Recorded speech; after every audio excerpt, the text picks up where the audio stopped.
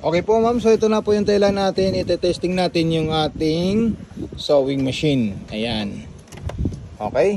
Ang pag-testing nito ma'am, depende po sa inyo kung alin po yung magugustuhan yung design or stitches sa ating sewing machine. So unang-una po ma'am, pwede niyo po ito ikutin at lalabas po dito yung mga multiple stitches ng ating sewing machine like straight sewing.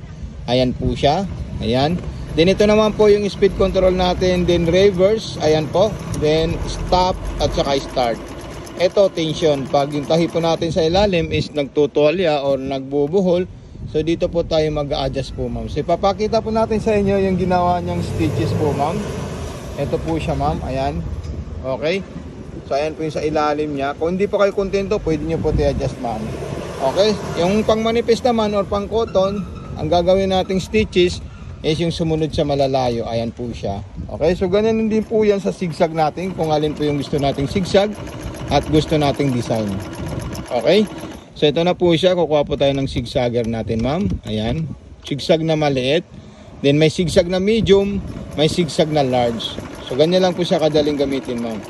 Okay, zigzag na medium. Ayan, then yung pinakamalaki po niya is para po yung sa pang maong at saka pang matigas na tela po ma'am. Okay, tapos mayroon din po yung mga multiple zigzag or pang aging kung gusto niyo po siya kunin. Ito mayroon din po siyang manual embroidery para sa masinsin na zigzagger at gagawa po kayo ng sarili niyong pangalan. Pwede po itong indicator ito na napakapinong zigzag. Din yung pang aging naman po niya, ito naman po siya ma'am. Ayan, aging na po yan. At mayroon din po siyang double stitch, yung sinasabi natin kadinang tahi or double zigzag na stitches. Okay, so kunin natin siya, yung pang garterize. Ayan po yung pang garterize natin. Tatlong klase po siya, pang manifest, pang cotton at pang cotton spandex. So ganyan lang po siya kadaling gamitin ma'am. Okay, then ito na po yung pinaka magandang design na zigzagger na double po siya or triple na zigzagger. Meron din po siyang kadinang tahi, yung tinatawag natin na pang baston. Napaka solid din po yun na stitches ma'am.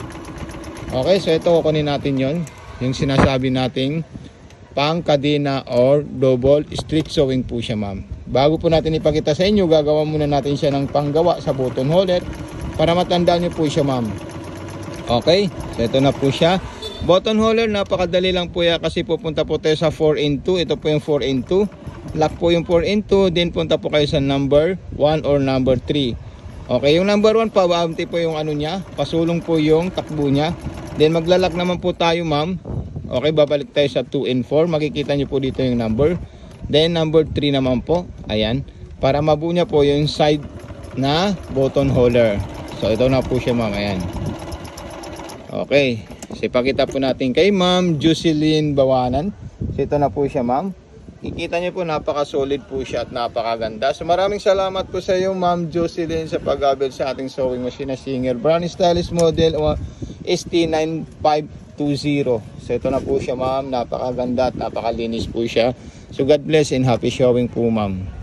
Okay, so ito na po siya yung freebies natin ma'am. May kasama na rin po siyang transformer kung paano siya i-set up. So ayan po siya, ganyan, wag niyo po siya i-direkta ma'am kasi bawal po siya ma'am. So God bless po ma'am.